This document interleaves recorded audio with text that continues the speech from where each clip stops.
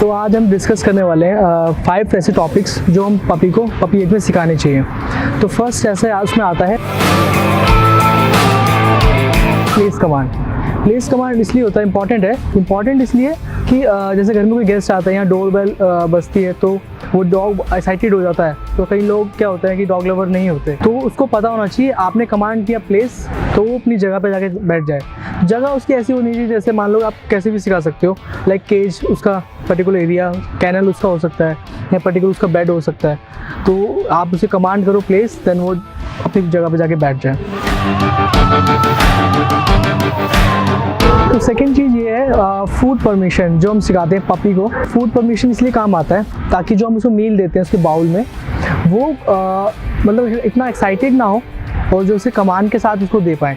Like जैसे कि आपने उसको मील दिया तो डॉग बहुत एक्साइटेड हो जाता है, पपी मील मिलने वाला, खाना मिलने वाला है। तो मील टाइम के टाइम में पपी बहुत ज़्यादा एक्साइटेड रहता है। तो क्या करते हैं, उसको स्टे करो या डाउन करो ताकि वो डाउन हो जाए और देन उसके आगे मील रखो। देन कमांड के बाद आप उसको खाना दो ताकि आपकी परमिशन के बाद ही वो खाना खाए, ना कि ऐसे इतना हाइपर रहे, एक्साइटेड रहे। तो ये बहुत इंपॉर्टेंट है फूड परमिशन पपी के लिए, ताकि वो विदाउट कमांड ना जाए, विद कमांड जाए।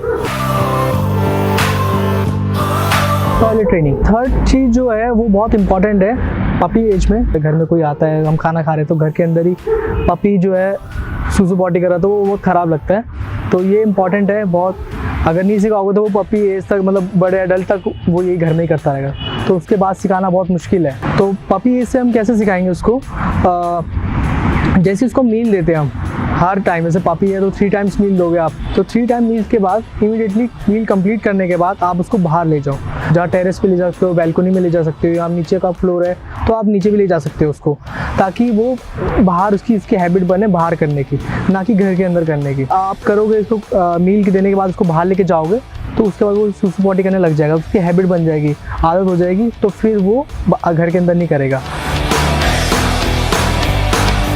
वो चीज़ ये है जो सिखानी चाहिए पपी को, वो है सोशलाइजेशन, जिसमें कि हमें पपी को फर्स्ट डे से ही, जैसे आप आफ्टर वैक्सीनेशन उसको बाहर लेके जाओ, ट्रैवल कराओ अपने साथ, लोगों से मिलवाओ, तो जो स्ट्रेंजर्स हैं उनसे मिलवाओ। ये बहुत इंपॉर्टेंट है पपी के लिए, ताकि वो कंट्रोल में रहे आपके। अगर आप ये सब चीज़ें नहीं करते, सोशलाइज नहीं करते, तो क्या होता है, मिसबिहेव करता है, पुलिंग स्टार्ट हो जाती है।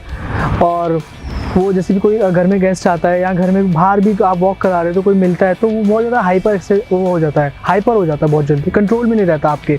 तो वो सबसे इम्पॉर्टेंट है पपी, इसलिए आप उसको सोशलाइज करो सब चीज़ के साथ। वो रोड पे वॉक कराओ उसको, स्ट्रेंजर से मिलवाओ, फ्रेंड से मिलवाओ, और बाहर जाके उसको ट्रेनिंग दो पार्क में जाके। तो ये बहुत इंपॉर्टेंट चीज़ है सोशलाइज करने के लिए। टॉपिक ये है जो हमें पपी को सिखाना चाहिए पपी एज में, वो है नो कमांड और कम कमांड। फॉर एग्ज़ाम्पल आप पपी के साथ वॉक कर रहे हो बाहर पार्क में, तो आपका पपी जो है वो ऑफ लीश है, तो वो स्मेल करते करते कुछ भी सामान पड़ा है खाने के लिए जो वेस्ट है, जो उसे नहीं खाना चाहिए, तो वो खाने लग जाता है।